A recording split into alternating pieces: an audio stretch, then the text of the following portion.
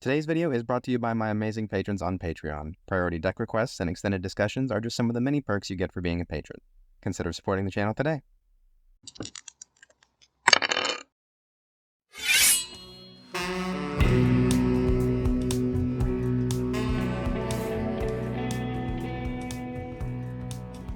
Welcome back to today's build.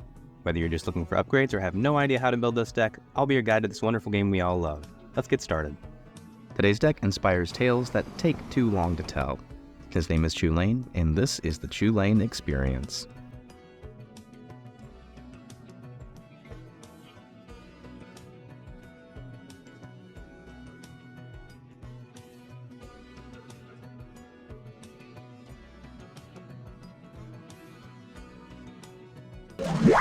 Chulane is very, very powerful. The kind of power that might actually make it difficult to build a bad Chulane deck. So a lot of this video isn't going to be about tuning up what might be an underperforming deck, but instead about how to read a very unspecific commander like this. I've talked before about very broad text boxes on commanders and how to decide between two competing directions. But in this case, there aren't really just two ways to build this. The biggest problem with Chulane's design is signaled to us in his very first ability, the one everyone forgets because it's never relevant. Vigilance is an ability that minimizes the costs of attacking, but none of Chulane's other abilities care about combat, and his stats are so poor that at that point in the game, he can't really connect because everything outscales him. You're leaving value on the table by not attacking, but there's just no reason to put Chulane in danger like this with no other payoffs for combat.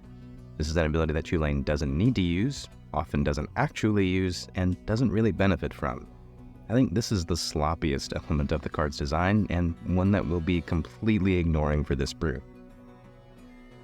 Next, because both of Chulane's real abilities require creatures, this is definitely a creature deck. And to maximize the triggers on the first ability, we'll want those creatures to be very low cost. Since Chulane wants a steady supply of lands to deploy, we'll also be running a few more lands than usual. The question we have to ask ourselves is what kinds of creatures would thrive in the environment that a Chulane deck offers, even without Chulane necessarily on the board. The first possibility is creatures with enter the battlefield abilities, on account of Chulane's ability to return them to hand and recast them to reissue those triggers. Landfall abilities on creatures take advantage of our higher land count, but on this channel we take our cues from the commander, and when Chulane is in play, the land always hits the battlefield before the creature would be able to see it, since that happens on cast. These cards aren't bad, of course, but the timing is awkward enough that I don't want to put a really big focus on them.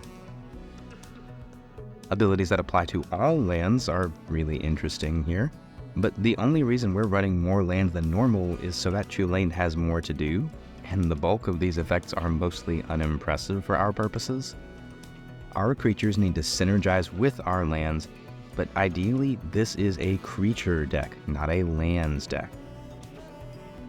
Abilities that count the number of lands similarly divert our focus to the less important pieces of the deck, and payoffs for them are usually about power toughness on a single creature at a time, going tall. But we're going wide, and don't especially care about engaging in combat with a few big beaters like this. Abilities that ask for more mana, though, are exactly what we're looking for. There are plenty of activated abilities that affect our creatures, but are more effective with more mana to sink into them. The best part is really that so many of these can also be win conditions for us, even without Chulane. This doesn't have to be a combo deck, which is exceptionally rare for this kind of commander.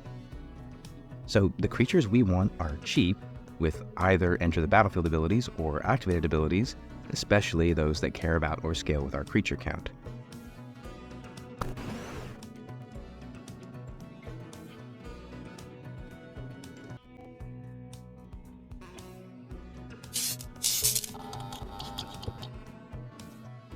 Because Chulane is so unspecific and generically very good, his EDH rec page is very ununified, with a lot of different themes going on. so a lot of the inclusion rates on cards are below 30%, which would normally break a rule for me.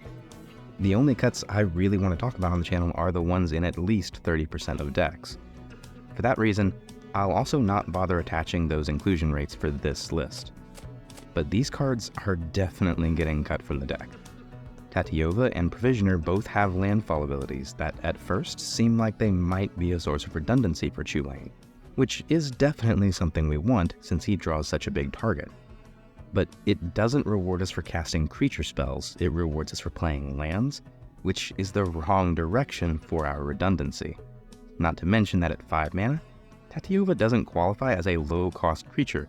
It can present a significant speed bump when we do end up storming with Chulane. Likewise, Destiny Spinner has an activated ability, but that ability cares about enchantments, not creatures or lands, and the can't be countered text really is only here to apply to Chulane, whom the deck does not rely upon, and can pretty easily be recast. We'll be making these replacements instead. Roaming Throne and Seedborn Muse are both essentially win more cards here.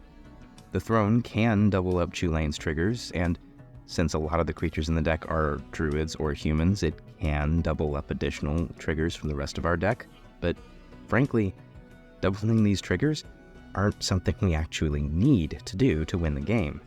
If Chulane is in play and we're casting creatures, we're winning. We don't need to double it. The same is true of Seedborn Muse. Since we're running a lot of mana dorks, this will generate us a ton of mana each round of the table. But since the deck is mostly creatures, we're typically casting spells at sorcery speed, and the few activated abilities in the list that we can use the mana for on enemy turns aren't really important enough to justify a 5 mana creature that doesn't check off any of the boxes we're looking for. What we need instead are more ways to protect that board state and translate it into a win, and these cards do that much more directly.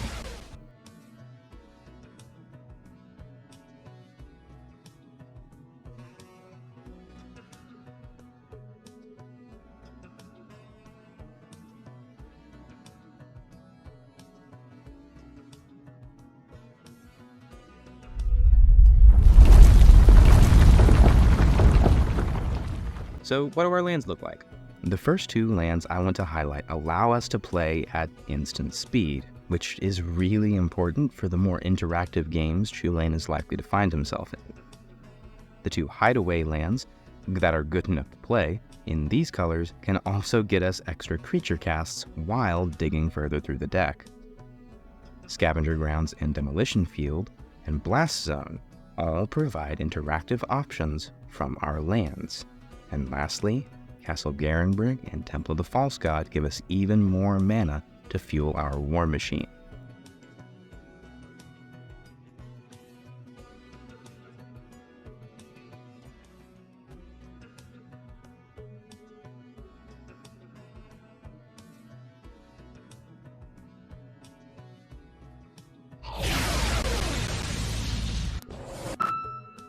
So what's our timeline?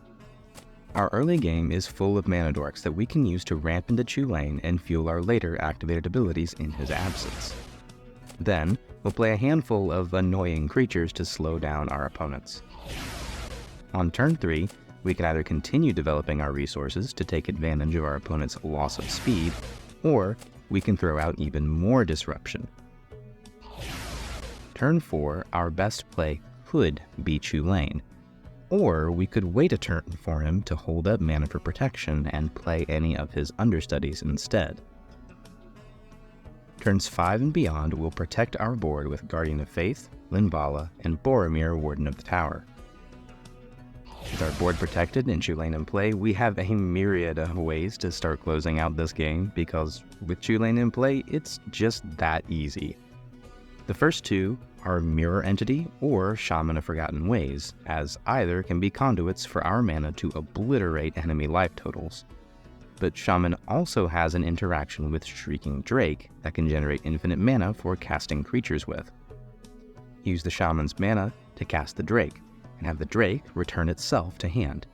You can untap the Shaman, or any other collection of mana dorks, with Intruder Alarm, and draw your deck with Chulane. And since we're drawing so many cards, a fourth way we can win is by flashing in a Triskaidekaphile, using either of the 2 lands that allow us the advantage. Chulane is inarguably one of the most powerful commanders ever printed, which may be why he's fallen off in popularity. It's far too powerful for most casual games, and not quite strong enough to play with the very best CEDH decks without investing a lot more into tutors. It's not really my particular style of deck, but if you really just want your games won, Chulane is absolutely the storyteller for you.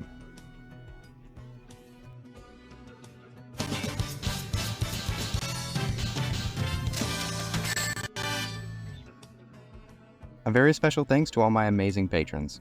When I started this channel, I wanted to talk about deck building decisions with my videos, but in practice what ends up happening is that I talk for 30 minutes about all the nuance of a deck, which is longer than I'm comfortable with posting to YouTube. Here, patrons can request priority deck techs, access extended discussions on their favorite decks, in-depth guides on complex game actions, and more. So if you enjoy this content, consider becoming a patron today. One of the things my patrons have made possible is a special series of deck techs that I'm really excited to show off to you guys. When I finally get them all uploaded, I'll be giving away a special collection of altars and tokens that I've made, corresponding to each deck on the channel. For example, for the Merkle Lord of Bones deck, the prize is a set of double-faced altars of the most prominent cards in the deck, whose backsides are set in the constellation frame with updated text to show that they're acting as enchantments now. For every 1,000 views on each video, I'll increase the prize pool for that deck. All you have to do to be eligible to win is be subscribed to the channel. Consider supporting the channel today. If you like this video, here are some of the decks I'm working on next, so if you like what you see, make sure to subscribe so you don't miss any, and check out the playlist in the top left for more. Thanks for watching!